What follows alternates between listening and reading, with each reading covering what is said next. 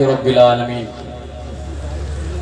تیری سرکار میں لاتا ہے رضا اس کو شفیع، تیری سرکار میں لاتا ہے رضا اس کو شفیع، جو میرا غوث ہے اور لاڈلا بیٹا تیرا، کروں تیرے نام پہ جا فدا، نہ بس ایک جا دو جہاں فدا، دو جہاں سے بھی نہیں جی بھرا، یا رسول اللہ کروں کیا کروڑوں جہاں نہیں۔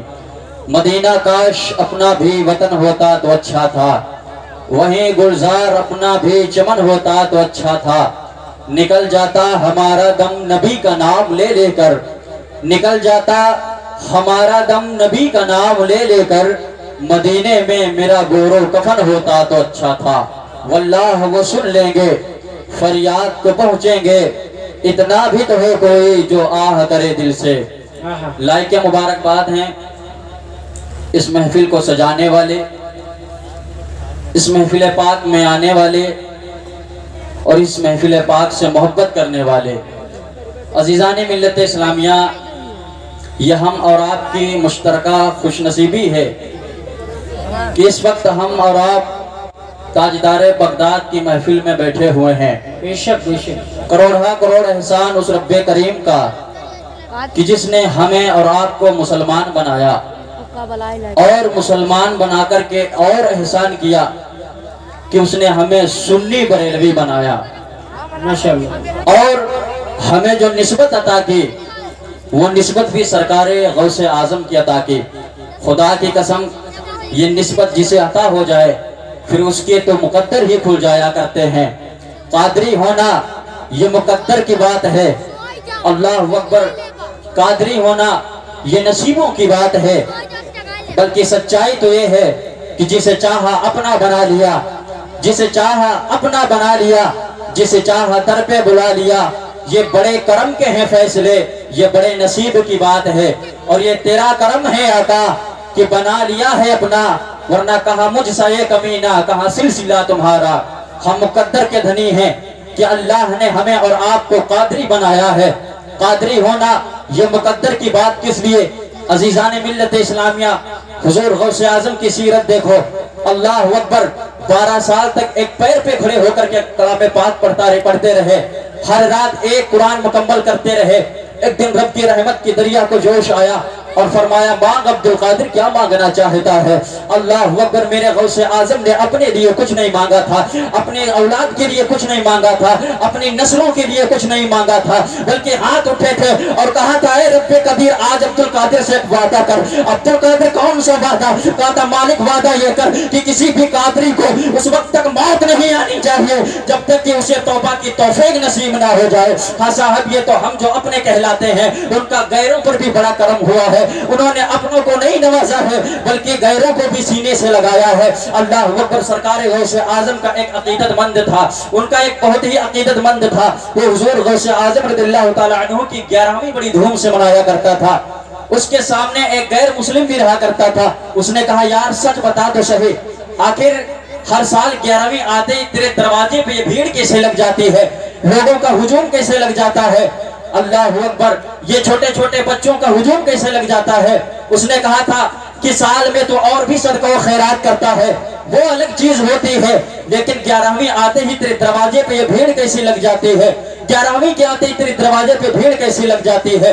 اس نے کہا تھا سنو، یہ جو ہمارے دروازے پہ بھیڑ لگا کرتی ہے، یہ ہمارے بڑے پیر کی 11ویں کا دن ہوا کرتا ہے، اس دن ہم صدقہ و خیرات ان کے نام پر کیا کرتے ہیں، اس دن ہم ان کے نام سے لنگر لٹایا کرتے ہیں، اس دن ہم ان کے نام سے غریبوں کو کھانا کھلایا کرتے ہیں۔ کہا تھا بتا اس کا فائدہ کیا ہے؟ کہا تھا تم فائدے کی بات کرتے ہو تو سنو، اس کا فائدہ یہ ہے کہ سال میں ایک مرتبہ کھلاتے ہیں تو رب کائنات 12 مہینہ ان کا صدقہ کھلایا کرتا ہے۔ اللہ اکبر، اس کے بعد وہ غیر مسلم کہتا ہے وہ بتا کیا مجھے بھی نوازا جائے گا، کیا مجھے بھی ان کے خیرات کچھ ملے گی؟ کہا تو جانتا نہیں ہے یہ اس باپ کے بیٹے ہیں جن کی اپنی شان کا عالم یہ ہے کون دیتا ہے دینے کو وہ چاہیے، دینے والا ہے سچا ہمارا نبی۔ کہا تھا کچھ مجھے بھی نوازا جائے گا، کہا تو کچھ مانگ کر تو دے، کہا تھا مانگ کر کے دے، یہ اس باپ کے بیٹے ہیں جن کی اپنی شان کا عالم یہ ہوا کرتا ہے کون دیتا ہے دینے کو وہ چاہیے، کہا دینے والا ہے سچا ہمارا نبی۔ تب اس نے کہا تھا میں غیر مسلم हो, कहता उनकी चौखट पर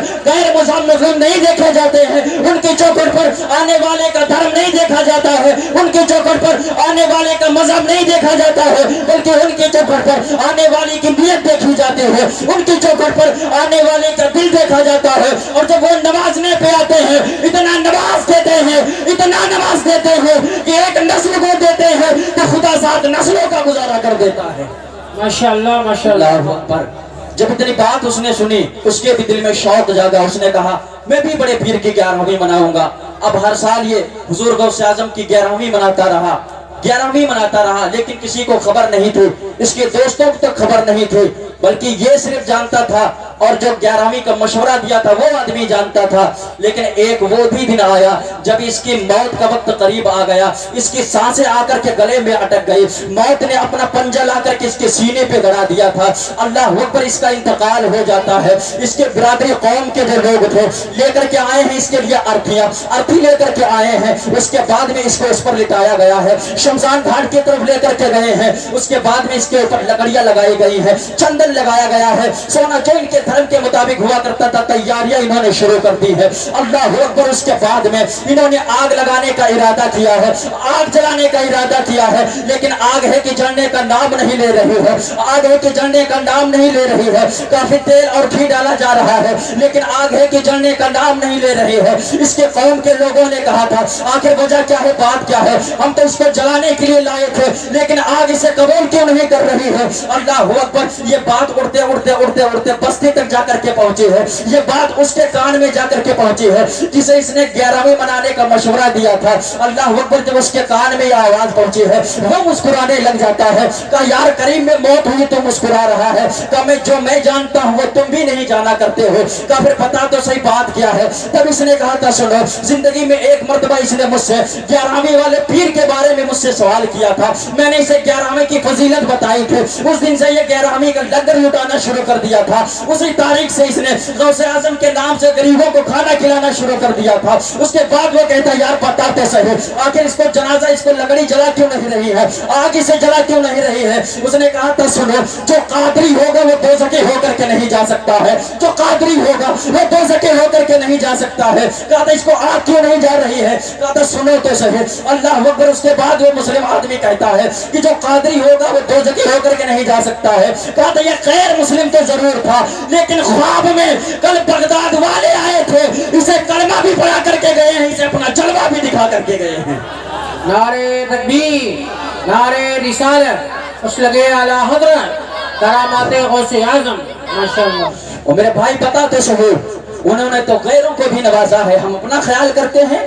आज हमारे सोसाइटी में हमारे कौम का मुस्लिम भाई हुजूर का उम्मती हो, नबी का कलमा पढ़ने वाला हो, अगर हमारी चौकट पे आ जाता है तो साहिब अगर आकर के वो अपनी बेबसी का इजहार करे तो साहिब उसकी मदद करना तो दूर की बात रहे, हम उसका मजाक उड़ाना शुरू कर देते हैं और अपने लोगों में कहना शुरू कर देते हैं देखो मेरे दरवाजे पे आज भिखारी बन करके खड़ा है, कब तक ये बड़ी बड़ी बातें करता रहा, आज तक मेरे चौखट पे आकर के नौकर बना है। वो खुदा के वास्ते में तुझसे कहना चाहता हूँ अपनों का ये दिल ना दिखाया कर, वो किसी गरीब को अपने दरवाजे से इस तरीके से ना डाला करो। वो यार दिल के टुकड़े टुकड़े होते हैं। जब एक भाई 4 मंजिला बिल्डिंग में रहा करता है, दूसरी भाई छप्पर में रहा करता है, उसके बाद वो 4 मंजिल वाला भाई अपनी 4 मंजिल की हवेली से निकल करके निकलता है और कहता हूँ मुझ पर खुदा का करम है। वो यार मैं तुझसे कहना चाहता हूँ मुझे बता तो सही, जिस रब ने तुझे 4 मंजिल बिल्डिंग में रखा है वही रब उसे छप्पर में रखा है, अगर चाहता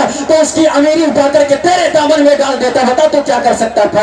अगर वो चाहता तो उसकी फकीरी ला करके तेरे दामन में डाल देता तो क्या कर सकता था। वो मेहरबानी करो खुदा के वास्ते, खुदा के बंदों को इस तरह से ना परेशान किया करो। और मैं गुजारिश करूंगा पढ़ने वालों से भी, चाहे वो मदारिस के पढ़ने वाले हो चाहे स्कूल के पढ़ने वाले हो, अगर तुम्हारे हाथ में कलम आया है खुदा के वास्ते अपने बड़ों की इज्जत कर लेना, अपने बड़ों की कदर कर लेना। और यार अगर तुम स्कूल के अंदर अगर डिग्री होल्डर भी क्यों ना बने हो, लेकिन अपने बड़े भाई के एहसानात को मत भूल जाना। वो खुदा की कसम तुम्हें क्या पता है यार, बड़े बड़े जो भाई हुआ करते हैं वो हकीकत तो यही हुआ करते हैं कि बड़ों ने मेहनत मशक्कत करके छोटों को पढ़ाया है। फिर हमने सोसाइटी में ऐसे भी लोगों को देखा है कि जब बड़े बड़े छोटों को पढ़ा दिया करता है, वही छोटे भाई ये कहना शुरू कर देते हैं साहब इसमें इसका कोई कमाल नहीं है, ये तो मेरी मेहनत का नतीजा है। नहीं, ये तेरी मेहनत का नतीजा नहीं है। मैं तुझसे पूछना चाहता हूँ, बता तो सही, वो दिन भी याद कर जब तुम मदरसे से कहा करता था भैया जी आज फीस की जरूरत है, तब तेरे भाई ने दूसरों की मजदूरियां की है, तब जाकर के तेरे फीस स्कूल की फीस जमा हुई है। याद कर वो दिन जब तू अपने स्कूल से कहा करता था